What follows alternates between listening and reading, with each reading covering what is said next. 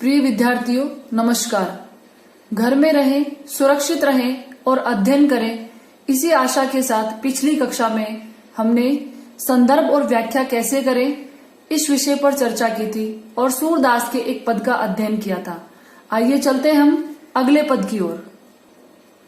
किसी भी पद की व्याख्या करते समय सबसे पहले हम संदर्भ लिखते हैं, जिसकी चर्चा हम कर चुके हैं। एक बार फिर से दोहरान करते हैं। जैसे ये पद है तो इसका संदर्भ हम लिखेंगे भक्तिकालीन सगुण काव्य धारा की कृष्ण भक्ति शाखा के महान कृष्ण भक्त कवि सूरदास द्वारा रचित अमर काव्य कृति सूर सागर के भ्रमर गीत प्रसंग से अवतरित है, जो हमारी पाठ्य पुस्तक क्षितिज में सूरदास के पदों में संकलित है। अब हम प्रसंग लिखेंगे इस पद का। प्रस्तुत काव्यांश में गोपियां उद्धव को संबोधित करते हुए कृष्ण के कपटपूर्ण व्यवहार पर कटाक्ष करते हैं। आइए चलते हैं हम व्याख्या की ओर। ध्यानपूर्वक देखिए। मधुकर श्याम हमारे चोर। गोपियां उद्धव को संबोधित करते हुए कहती है कि मधुकर अर्थात भ्रमर, गोपियां उद्धव और कृष्ण के व्यवहार को भ्रमर के समान मानती है और उद्धव को संबोधित करते हुए कहती है कि हे मधुकर, हे भ्रमर अर्थात उद्धव, तुम्हारे ही जैसे श्याम रंग वाले श्री कृष्ण हमारे चोर हैं। मन हरि लियो तनक चितवनी में चपल नैन की कोर। कोर का अर्थ है किनारे, चपल का अर्थ है चंचल, चितवनी का अर्थ है तिरछी दृष्टि, तनक का अर्थ है थोड़ी सी। हे मधुकर, श्री कृष्ण ने चंचल नेत्रों की कोर से दृष्टि से हमारे मन को हर लिया है, हमारे मन का हरण कर लिया है। पकड़े हुते हृदय और अंतर प्रेम प्रीति के जोर। अब तक हमने अपने प्रेम प्रीति अर्थात अनुराग, हमने प्रेम और अनुराग के बल पर श्री कृष्ण को अपने हृदय में बंद करके रखा था, अर्थात हमने श्री कृष्ण के प्रेम पर विश्वास करके अपने हृदय में श्री कृष्ण को बांध कर रखा था, श्री कृष्ण के प्रेम को अपनाया था। परंतु गए छड़ाई तोरी सब बंधन, दे गए हंसनी अंकोर। अंकोर का अर्थ होता है रिश्वत। हंसनी का अर्थ है मधुर मुस्कान। छड़ाई का अर्थ है छोड़कर, तोरी का अर्थ है तोड़कर। हे उद्धव, गए छड़ाई तोड़ी सब बंधन, श्री कृष्ण प्रेम के सभी बंधनों को तोड़कर हमें छोड़कर चले गए और अपनी मधुर मुस्कान रूपी रिश्वत देकर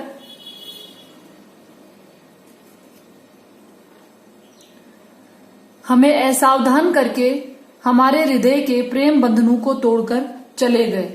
चौकी परी जागत निशि बीती, दूत मिल्यो एक भोर।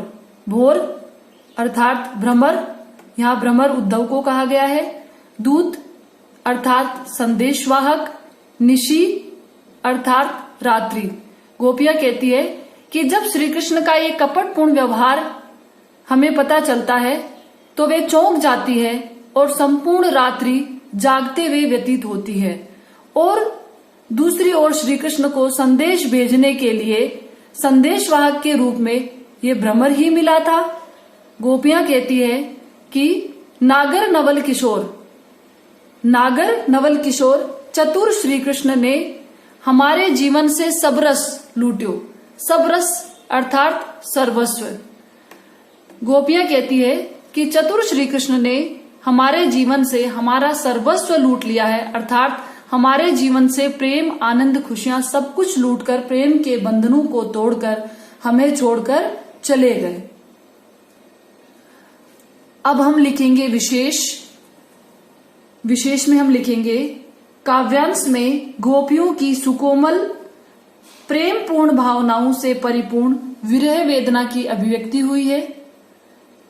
दूसरा बिंदु हम लिखेंगे काव्यांश में ब्रज भाषा तथा लक्षणा शब्द शक्ति की सुंदर अभिव्यंजना हुई है। आगे हम लिखेंगे गीति शैली प्रतीकात्मक तथा व्यंग्यात्मक है। काव्यांश में अनुप्रास तथा रूपक अलंकार का प्रयोग हुआ है। अनुप्रास अलंकार, जहां एक वर्ण की आवृत्ति होती है वहां अनुप्रास अलंकार होता है।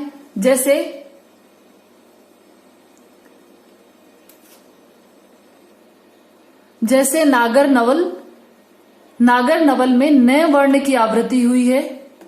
रूपक अलंकार, ऊपर की ओर देखिए, हंसनी अकोर अर्थात मधुर मुस्कान रूपी रिश्वत, यहां पर रूपक अलंकार का प्रयोग हुआ है। आइए चलते हैं दूसरे पद की ओर। इस पद में गोपियों द्वारा मथुरा में स्थित श्री कृष्ण को अपने द्वारा भिजवाए गए संदेशों का उत्तर नहीं मिलने पर कृष्ण के उपेक्षापूर्ण व्यवहार पर गहरा कटाक्ष किया है। पहले हम शब्दार्थ देखते हैं। संदेशनी, संदेशों से, मधुवन, मथुरा, कूप का अर्थ आप जानते हैं कुएं, पटवत अर्थात भेजते, फिरी अर्थात इसके बाद, न फिरे का अर्थ है नहीं लौटे, जितने, पथिक यात्री, मधुवन, मथुरा, बहुरी, फिर, शोध, सुध, फिर नीचे प्रमोदे अर्थात वश में कर लिए, सिखाई का अर्थ है बहकाकर या सिखाकर, फिर नीचे गरे का अर्थ है गल गए, मेघ, वर्षा, मसी, शाही, खूंटी, समाप्त हो गई, सरकंडा एक घास होती है जिससे कलम बनाई जाती है। दावानल, जंगल की आग को दावानल कहते हैं। 3 प्रकार की होती है, दावानल, जठरानल, बड़वानल। जंगल की आग को दावानल कहते हैं, पेट की आग को जठरानल कहते हैं और समुद्र की आग को बड़वानल कहते हैं। सेवक सूर लिखन को आंधो, पलक कपाट अरे। लिखन, लिखना, आंधो, अंधा, कपाट, किवाड़। आइए अब देखते हैं व्याख्या। गोपियां श्री कृष्ण के उपेक्षापूर्ण व्यवहार पर कटाक्ष करते हुए उद्धव को संबोधित करते हुए कहती है कि हे उद्धव, हमने अब तक इतने संदेश भेजे हैं कि उनसे मथुरा के कुएं भर गए होंगे। श्री कृष्ण ने तो अपने तो पटवत नहीं मोहन, श्री कृष्ण ने अपनी ओर से तो कोई संदेश नहीं भेजा, हमरे फिरी न फिरे, लेकिन हमारे द्वारा भेजे गए संदेशों को उत्तर भी नहीं दिया। हमारे द्वारा भेजे गए संदेश वाहक भी फिर से लौटकर नहीं आए। जिते पथिक पठये मधुवन को, हमने जितने भी संदेश वाहक यात्री मथुरा की ओर भेजे, बहुरी ने शोध करे, उनमें से किसी की शुद्ध प्राप्त नहीं हुई, उनमें से किसी के बारे में भी पता नहीं चल पाया। केवे शाम सिखाई प्रमोदे, या तो श्री कृष्ण ने उन्हें सिखाकर बहकाकर अपने पक्ष में कर लिया, के कहू बीच मरे, या फिर वो बीच रास्ते में ही मर गए होंगे, या फिर ऐसा लगता है कागद गरे, समस्त मथुरा के सभी कागज गल गए होंगे। मेघ मसी खूंटी, या फिर शाही समाप्त हो गई होगी, या फिर सरदव लागी जरे, सरकंडा बनाने वाली, या फिर कलम बनाने वाली सरकंडा घास दावानल में जलकर नष्ट हो गई होगी। गोपियां कहती है कि श्री कृष्ण का सेवक हमारे द्वारा भेजे गए पत्रों का उत्तर लिखने वाला सेवक अंधा हो गया होगा, उसके पलक रूपी किवाड़ बंद हो गए होंगे, इसलिए श्री कृष्ण ने हमारे पत्रों का कोई उत्तर अभी तक नहीं दिया। आइए चलते हम विशेष की ओर। प्रस्तुत काव्यांश गोपियों के आक्रोश, क्षोभ और प्रेम से भरे हृदयों का उद्गार है।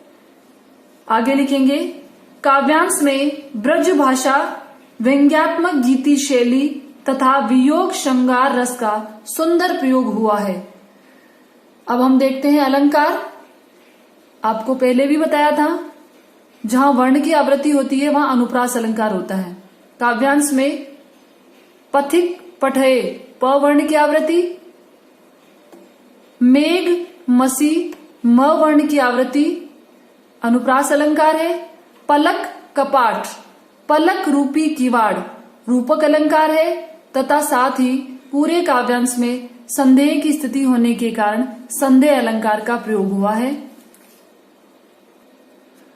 प्रिय विद्यार्थियों, घर में बैठे देश के सभी विद्यार्थियों के लिए मेरी ओर से एक छोटा सा प्रयास है, जिसमें कुछ त्रुटियां भी हो सकती है। आपके अमूल्य सुझावों का इंतजार रहेगा। इसी के साथ अगली कक्षा में फिर मिलेंगे। तब तक के लिए धन्यवाद।